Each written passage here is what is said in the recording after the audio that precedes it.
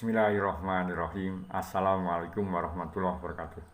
Praise be only to Allah SWT and to Muhammad Prophet, peace be upon him. Good morning, how are you?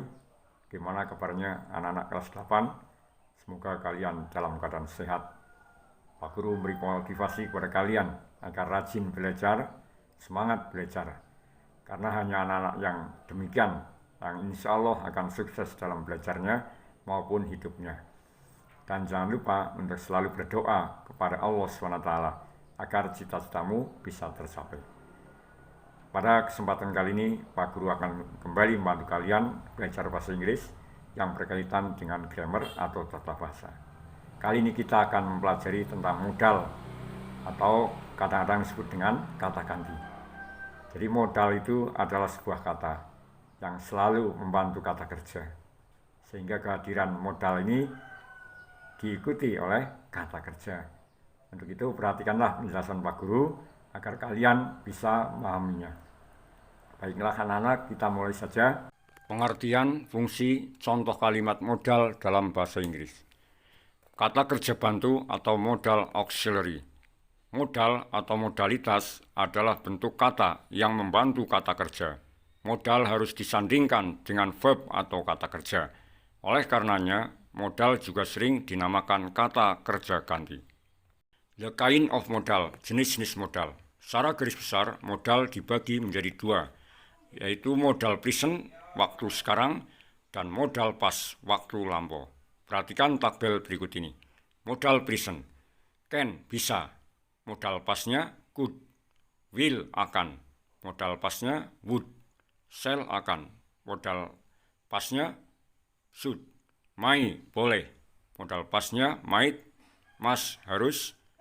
Modal pastnya had to, should, harus atau sebaiknya. Kemudian ought to, harus atau sebaiknya. Adapun modal bentuk past tidak ada. Adapun bentuk formula atau rumus dari modal adalah sebagai berikut.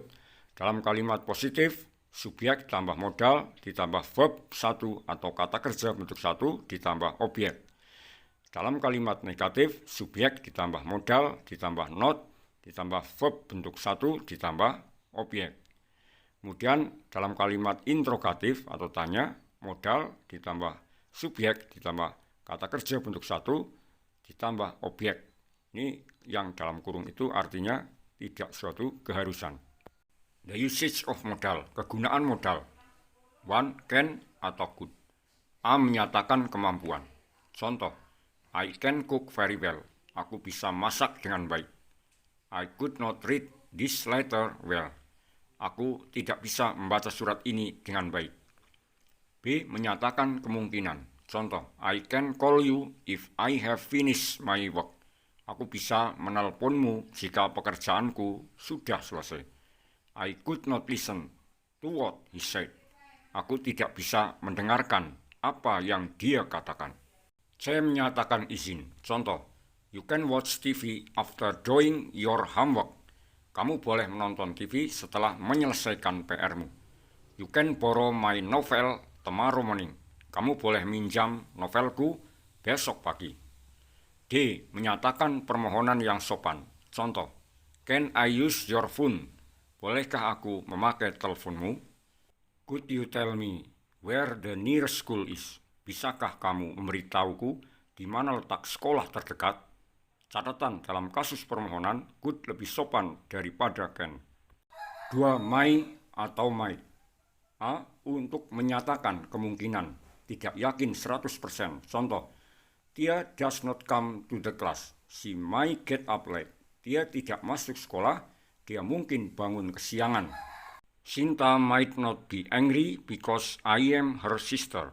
Sinta tidak mungkin marah karena aku adalah saudaranya. B. Untuk menyatakan izin. Contoh, you might meet your mom. Kamu boleh menemui ibumu.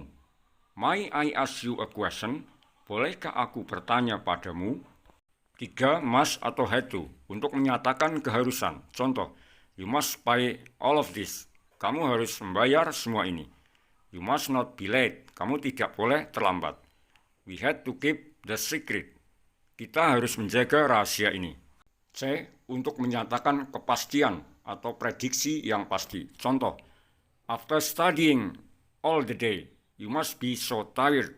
Setelah belajar seharian, kamu pasti kecapean. Since you do not practice seriously, you must not win the speech competition. Karena kamu tidak berlatih dengan serius, kamu pasti tidak akan menang dalam lomba pidato. Kemudian yang keempat, shall. A. Shall digunakan untuk I dan we. Dan shall digunakan untuk menyatakan suatu rencana. Contoh, we shall return the book this weekend. Kami akan mengembalikan buku-buku ini akhir pekan ini. I shall not text you tonight. Aku tidak akan SMS kamu nanti malam. B. Dalam kalimat tanya, shall digunakan untuk memberikan saran. Contoh, it is too hot here. Shall I open the window? Di sini panas sekali. Bagaimana jika aku membuka jendelanya? You shall ask me if I want this food. Kamu sebaiknya bertanya kepadaku, apakah aku mau makanan ini? Kemudian 5. Should. Should digunakan untuk menyatakan saran. Dalam bahasa Indonesia, kata ini memiliki makna sebaliknya. Berbeda dengan must, should tidak begitu mengharuskan seseorang untuk melakukan saran tersebut. Contoh, you look so tired. You should take rest. Kamu terlihat sangat capek. Kamu sebaiknya beristirahat.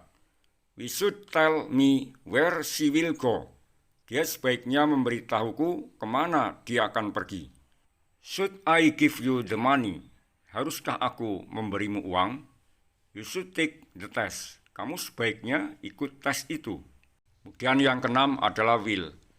A. Digunakan untuk menyatakan suatu rencana atau plan. Contoh, I will go to Manado. Aku akan pergi ke Manado. Will you come to my party? Akankah kau akan datang ke pestaku? B. Digunakan untuk menyatakan kemauan atau willingness. Contoh, I will help you. Aku akan membantumu. I will lend you the book. Aku akan meminjamimu buku. Will you invite Tiara to your party? Apakah kamu akan mengundang Tiara ke pestamu? C. Digunakan untuk menyatakan perkiraan atau prediction. Contoh, if it rains tonight, I will not come. Jika nanti malam hujan, aku tidak akan datang. My parents will buy a new house if they have sold the old house. Orang tuaku akan membeli rumah baru jika mereka sudah menjual rumah tua. Yang ketujuh, would. A. Digunakan untuk menyatakan suatu rencana di masa lampau atau plan. Contoh, I would visit Bali last semester, but I did not have money. Aku akan mengunjungi Bali semester akhir, tapi aku tidak memiliki uang. I would sleep last night, but it was too noisy. Aku akan tidur semalam, tapi berisik sekali. B. Digunakan untuk menyatakan permohonan yang sopan. Would you please show your ID card? Bisa tunjukkan KTP Anda. Would you please tell when the train leave? Boleh tahu jam berapa keretanya berangkat? Yang kedelapan, auto. Auto digunakan untuk menyatakan saran. Namun saran tersebut tidak begitu kuat atau maksa. Contoh, you ought to study tonight. Kamu sebaiknya belajar nanti malam. He ought not to be here. Dia seharusnya tidak berada di sini. Bentuk modal yang lain adalah modal ditambah perfect yang digunakan untuk menunjukkan masa lampau. Formula atau rumus untuk bentuk modal ini adalah sebagai berikut. Dalam kalimat positif, subjek ditambah modal, ditambah have, ditambah kata kerja bentuk ketiga, ditambah objek. Kemudian kalimat negatif, subjek ditambah modal, ditambah have, ditambah not, ditambah bentuk ketiga, ditambah objek. Kemudian dalam kalimat interrogatif, modal ditambah subjek, ditambah have, ditambah kata kerja bentuk ketiga, ditambah objek. Kemudian objek itu yang dalam kurung bisa ada, bisa tidak. Kemudian berikutnya, 1. Must have. Digunakan untuk menyimpulkan kejadian atau peristiwa yang terjadi pada masa lampau. Modal jenis ini menyatakan bahwa penutur sangat yakin dengan kesimpulan yang dibuatnya. Contoh, You won the competition. You must have practiced very hard. Kamu menangkan perlombaan. Kamu pasti sudah berlatih dengan keras. You look so exhausted. You must have not taken a rest. Kamu terlihat sangat capek. Kamu pasti tidak beristirahat. 2. May atau might have. Digunakan untuk menyimpulkan kemungkinan yang terjadi pada masa lampau. Modal jenis ini menyatakan bahwa penutur tidak begitu yakin dengan ucapannya. Contoh, Jane did not come to work this morning. She might have been sick. Jane tidak masuk kerja pagi ini, mungkin dia sakit. Sinta failed in the exam. She might have not studied. Sinta tidak lulus ujian. Dia mungkin tidak belajar. Kemudian yang ketiga, could have. Digunakan untuk menyatakan kemampuan yang tidak dilaksanakan pada masa lampau. Contoh, I believe that he could have been an outstanding student. Aku percaya bahwa dia sebenarnya bisa menjadi siswa teladan. Kalimat tersebut maksudnya meskipun dia bisa, namun dia tidak berusaha mewujudkannya. I could have answered Mr. Tono's question, but I remain silent. Aku sebenarnya bisa menjawab pertanyaan Pak Tono, tapi aku tetap diam saja. Demikian yang bisa Bagus sampaikan dalam kesempatan kali ini. Semoga kalian bisa memahami, dan kalian apabila ada hal-hal yang kurang jelas, bisa bertanya kepada Pak Guru atau siapapun yang bisa membantu kalian belajar bahasa Inggris. Okay, thank you very much for your attention. See you later in the next meeting.